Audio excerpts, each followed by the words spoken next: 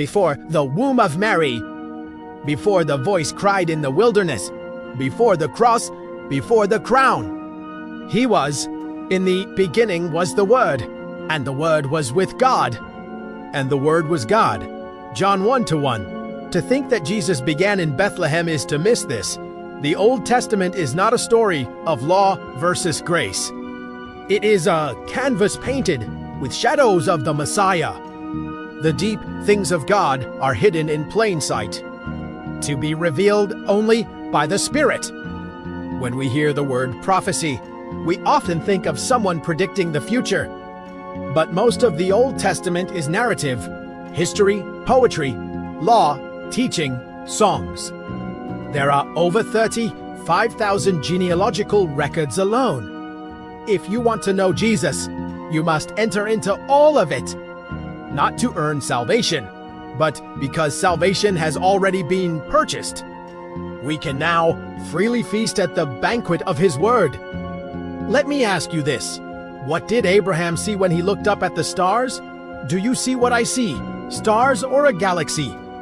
Why do you think the first recorded words spoken by God were, "Are you not my son, whom I have just called?"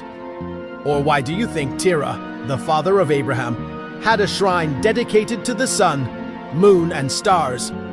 In Abraham's day, the constellations were so clearly designed that the true God could be seen.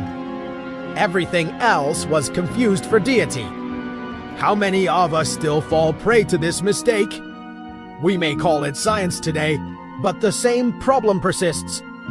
We can look at the vast universe and either see stars or an intelligent designer.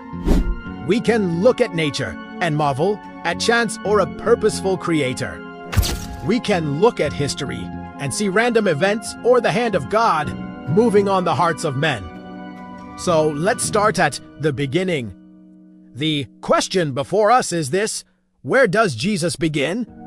When you open the Bible, what do you see? The Garden of Eden. And right away, we see Him in the garden, walking in the cool of the day.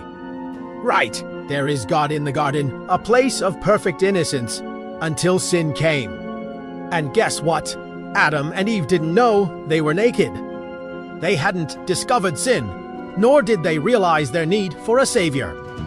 It wasn't until they heard the voice of God that they realized who they were, what they had done, and who He was. This is always how it is. Sin and death only become real when we see our separation from God. The moment we realize we are naked, He makes coverings of fig leaves